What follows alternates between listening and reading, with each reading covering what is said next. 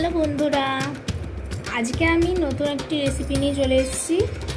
এই সবার বাড়িতেই করে থাকে, আমি কিভাবে বানাই তাই করে দেখাচ্ছি আজকে তোমাদের। আজকে আমি বানাবো নিরামিষ কচুর শাক। এখানে কচুর শাকগুলো ভালোভাবে কেটে পরিষ্কার করে ধুয়ে নিয়েছি। এবার এটা সেদ্ধ বসিয়ে দেবো।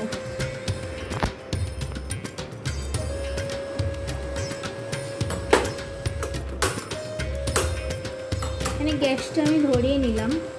এবারে কচুর শাকের গামলাটা বসিয়ে দিচ্ছি। এর মধ্যে জল দেওয়া আছে। এবার এর মধ্যে দিয়ে দেবো 1 চামচ লবণ। লবণ দিলে কচুর শাকটা তাড়াতাড়ি সেদ্ধ হবে।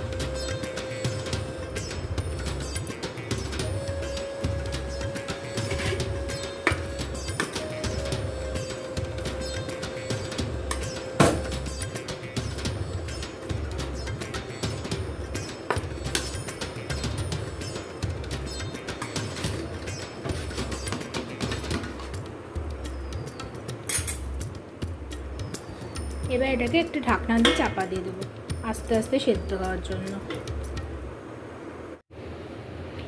কচুর শাক বানানোর জন্য কি কি উপকরণ লাগবে দেখে নাও। প্রথমে এখানে ফোড়নের জন্য নিয়েছি 2টো তেজপাতা, শুকনো লঙ্কা আর অল্প একটু 5 ফোড়ন। এরপর লাগবে কাঁচা লঙ্কা, এখানে আমি কাঁচা লঙ্কা চিড়ে নিয়েছি। লাগবে ছোলা, এই ছোলাটা আগের দিন রাত্রে ভিজিয়ে রেখেছিলাম। নিয়েছি নারকেল কোড়া। লাগবে লবণ, হলুদ, চিনি আর তেল। কচুর শাকটা সেদ্ধ করে নিয়েছি, এবার জল ঝরিয়ে নিচ্ছি। এইভাবে একটা ঝাঁঝরি গামলার মধ্যে রেখে দিলে জলটা ঝরে যাবে। এখানে আমি কড়াইতে তেল বসিয়ে দিয়েছি।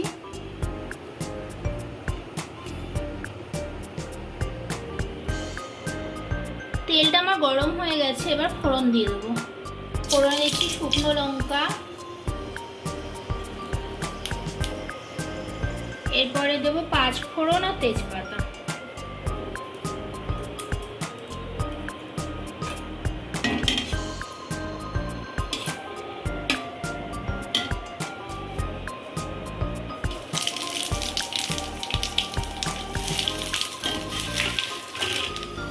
এরপরে দেবো কাঁচা লঙ্কা,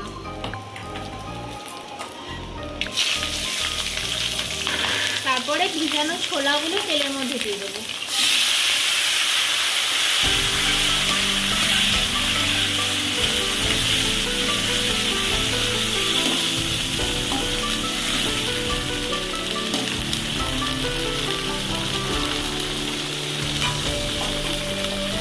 এবারে কচুর শাকটা আস্তে আস্তে করে ছেঁকে ছেঁকে তুলে দিই।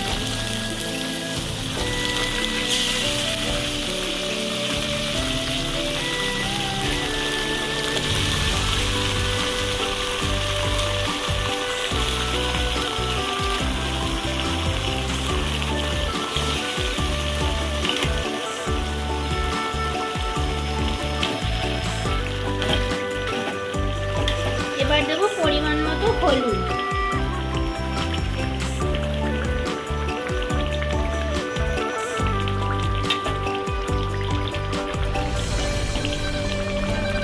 আর দেবো স্বাদ মতো লবণ।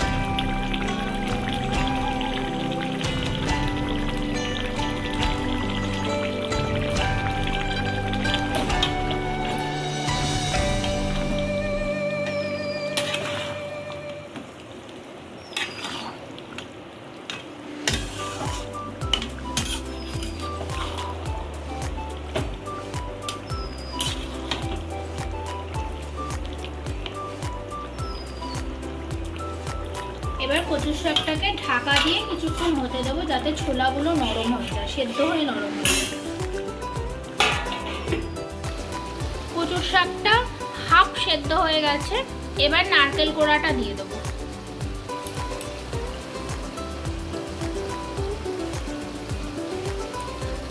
আর দিয়ে দেবো স্বাদ মতো চিনি। শাকের মধ্যে একটু মিষ্টি দিলে খেতে ভালো হয়।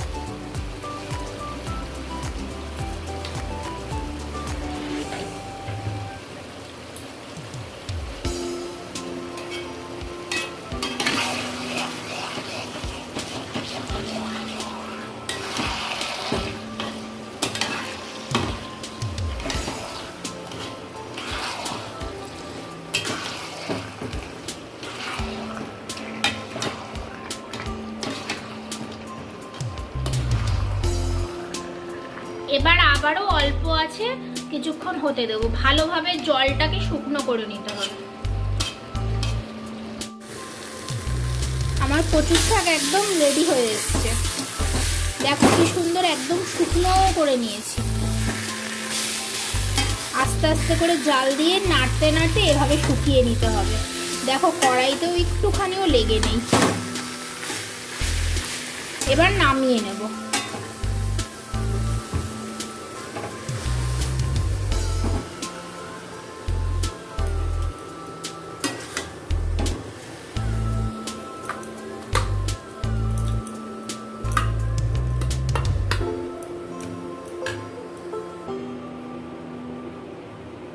এই দেখো আমার কচুর শাক একদম রেডি, একদম পুরোপুরি নিরামিষ কচুর শাক রেসিপি।